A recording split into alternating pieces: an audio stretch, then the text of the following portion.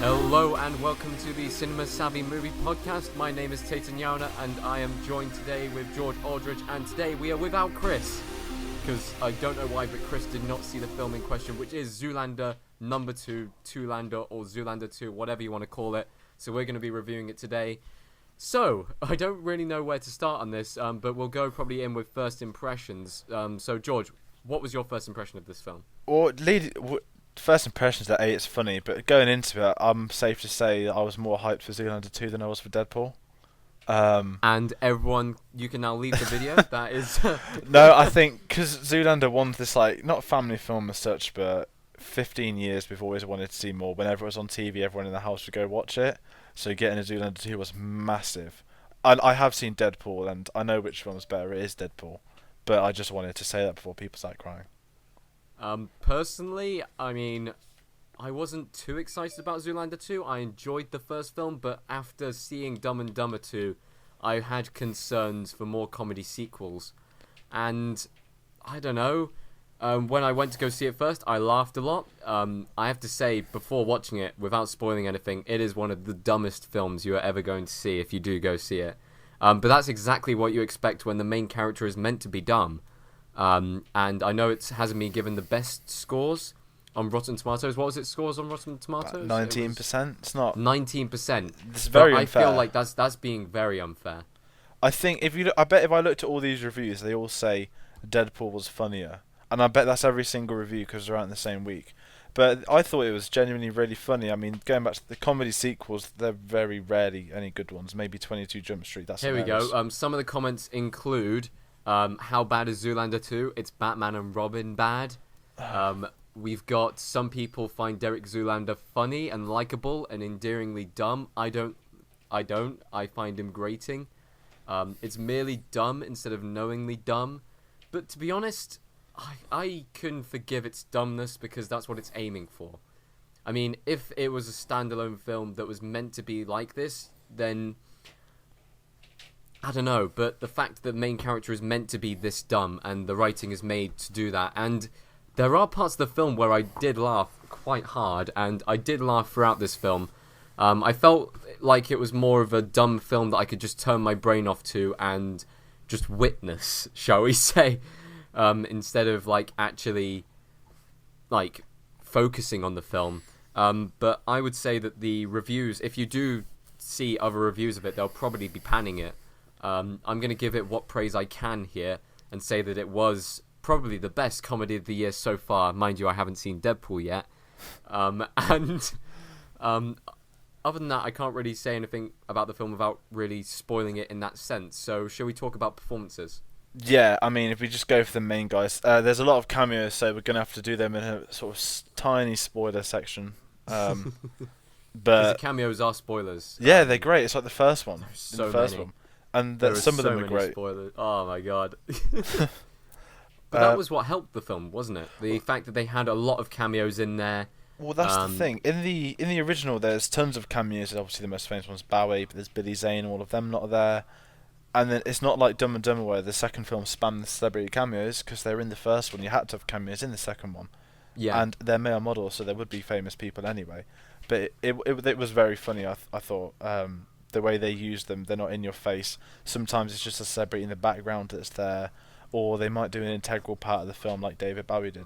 Yeah. Maybe there is in Zoolander 2, we don't know. I can't reveal his name. Chris is going to kill me for this, but I've forgotten to actually tell you guys what the film's about. You see how well planned this is without him. So this is the synopsis from IMDb. It says, Derek and Hansel, who were the two models from the first film, are modeling again when an opposing company attempts to take them out of the business. So basically, they've been brought back into the world of fashion, and this other company's come along, and they basically want to shun them out. And mixed into there, Derek is searching for his son. Hansel is running away from an orgy. There's a lot going on, and it all makes sense if you watch the film. But really, this review is nonsensical if you haven't seen the film.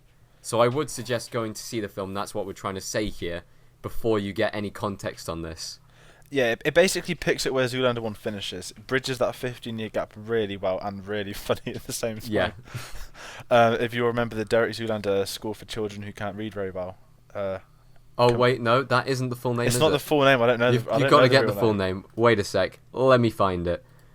Do you want to talk about Owen Wilson's character in this film? Hansel's back. It's the Derek Zoolander School for Kids Who Can't Read Good and who want to learn to do other stuff good too. Yes. Owen Wilson kind of comes back. He's from an incident that happened. He's scarred. He's retired from modelling. And the way you see Hansel in the first one, he's the really cool guy. In the words of Will Ferrell, Hansel's so hot right now. He's kind of the opposite in this. He's the quiet one of the two, and he's not really the same until the end. I mean, because he's retired, he's kind of done with it. They've all forgotten him. They've forgotten Derek as well. But Derek stayed in the limelight, whereas Hansel just disappeared for 15 years. And he's still like very much the same guy there. He's as stupid as he was last time, and he's got his orgies and his stories. He's maybe bringing together a family for the first time. There's not so much I can say at the minute, but I thought Owen Wilson, he doesn't do a lot, but when him and he always clicks with Ben Stiller. Yeah, and I like seeing them together. And Hansel's almost as integral because there's no Zoolander without Hansel, and it kind of makes sense to have them together as the sort of main quotas of this film. But I thought he was alright. He was just very similar. They didn't do anything radically different to any of the three leads, you could say. No. But however, Will Ferrell's character kind of comes into it midway through. If you've seen the trailers, you'll know he's in the film. I'd say that his character wasn't as fleshed out this time, but I feel like it already had enough fleshing out from the first film. Yeah, I mean... So that's fine. But when he breaks out, you see it in the trailer, it's... he's all tattooed, prison changed me, he's buzzing. But it's when he gets in the helicopter and you have the reunion Justin, where is my latte? Exactly. And then it's when he throws the latte back at him and they start doing the weird eye and mouth thing together, which is just hilarious. And then his dog makes a grand return, who is the stuffed dog as well. I feel like a lot of this film is a homage to the previous film. Yeah, it's a bit like Jump Street. It does it right, but it's not too much. Because you can get a film where it clones it, which is awful, but then you've got a film that does the right amount of it, and I think this does, because they do try new things. But it's really hard to talk about spoilers. Should we talk about probably the star of this film, which is Penelope Cruz? Because I really feel like she completely, almost eclipsed most of the characters in this film. Like her acting in this film, she is obviously one of the main characters. She plays a member of the Interpol Fashion Police, and her character is meant to basically guide Ben Stiller's and Owen Wilson's character all the way through the film and stuff like that. And she really does almost steal the show from them in some points, which I thought was very good for her, seeing as she had no backstory before going into this film. And she was extremely funny, and even when she's telling her backstory, that point is probably one of the funniest points of the film. And I really did enjoy watching her on screen, because she seemed to connect well with all the other characters. Yeah, and it's weird seeing Penelope Cruz in a comedy, because I'm used to her. I've seen some like Almodovar films when she's been serious, or Pirates of the Caribbean, that's how a lot of people see her. And then she was like Fashion Police, the whole sort of joke with that, and it's genuinely Fashion Police is a thing now. She was the former swimsuit model, which she says in the trailer, and she's now got supersonic swimming powers, and she's as stupid as the others are, in a good way, if that makes sense. She is ridiculous, but I wouldn't say that she was dumb. Not stupid, but the character is ridiculous. It's out there. Yeah. Almost every character in the film is out there. I mean, even I can never say. It is Kristen Wiig. Yeah. Yeah. Oh my god. Her character is She's great. all over the place. She's like the sort of the new fashion guru, arguably what Mugatu was 10 years ago. Yeah. And they're like, oh, they say she doesn't walk, she levitates. Then they'd have this shot of her. She looks like her face is like the middle of a daisy. It's just this like outrageous, just like almost like pillow for a face. And then she's just there like hovering above the ground at a fashion walk. And she's just got this like incredible accent. So the final main kind of character in the film is Kyle Mooney's character Don Atari, and I think he's probably one of the best like additions to this, and it perfectly reflects what society is like right now. Yeah, Um, he's go on. kind of the hipster model, and they say this guy, he's the biggest model here at the minute. And then he just the casual guy that's tattooed and stuff. He doesn't Yeah, care. He's and he's wearing a just like, hat. oh yeah, no way, that was sick, man. Yeah, not good. Yeah, I didn't like it. Brilliant, awesome. We'll go for the next one. It's just like you don't know what he's saying. He keeps on contradicting himself, but he is the perfect stereotype for those kind of people, and he played it very well in that. Yeah, and I think it just reflects like the modern, like 15 years ago. The models were genuine models, like Derek and Hansel, and now Yeah, it's just this modern thing. And there's this kind of like sort of joke for like tokenism where they go into his crib. There's a few black people, a few Asians, a few everything all together, and it's like Donatari's like main thing from this era. And there's all yeah. these jokes that they built their model show on like some like eco What was it? wastage or something like No, that. it was an then abandoned nuclear silo, which has turned into like an eco sanctuary or something like that, which is just ridiculous, but it just fits in with those characters so well. And then you have, it's not really a spoiler because it's all over the trailers.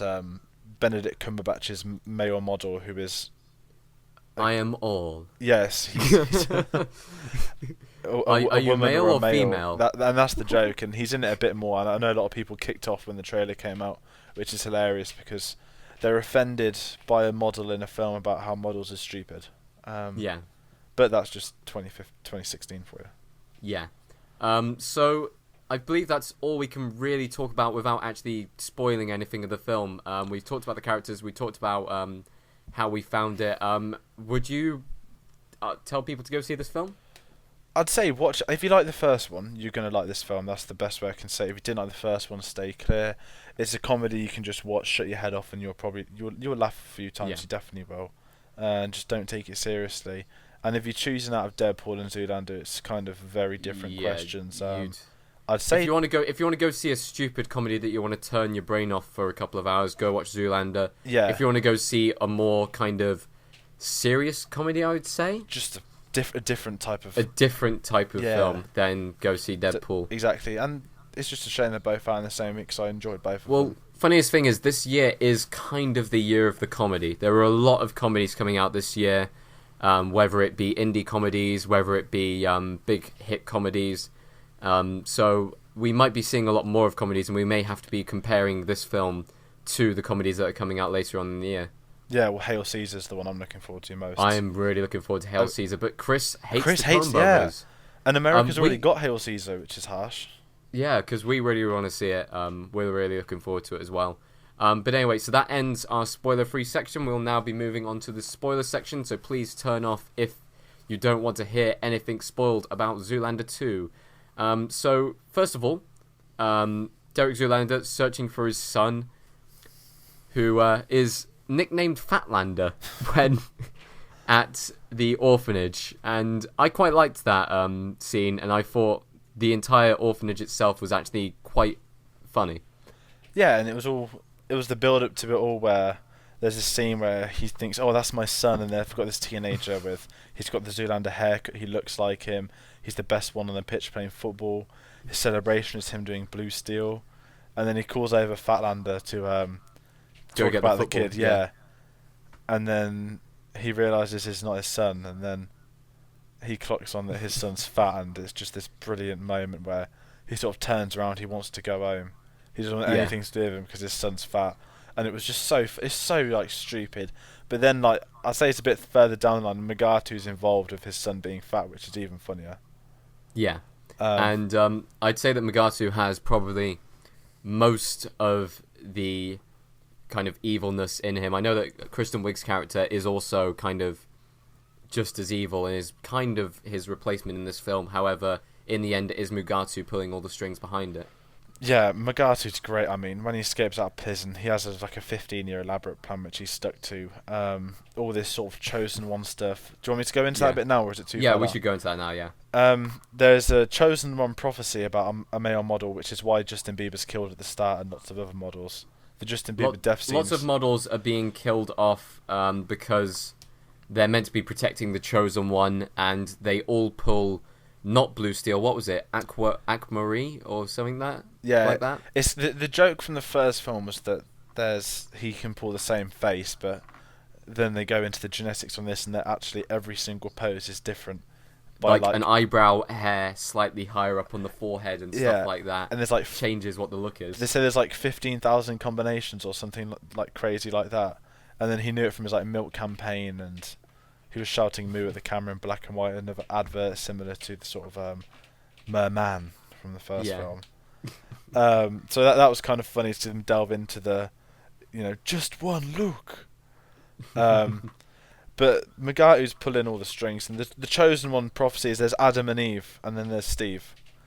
Which is just Eve. That is just because a lot of people who are like, and I would say anti-Christian, have the whole, especially not, I wouldn't say anti-Christian, but a lot of people who comment on it have also come up with the whole Adam and Steve thing, especially people who are homosexual. They have the whole Adam and Steve thing, which I think is actually quite funny, and they incorporated that into the film brilliantly.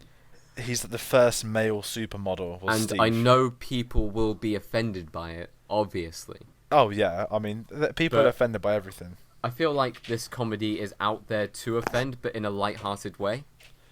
Yeah, I mean, if I'm not really religious, but if I was a Christian, I'd sit back and you'd kind of laugh at it.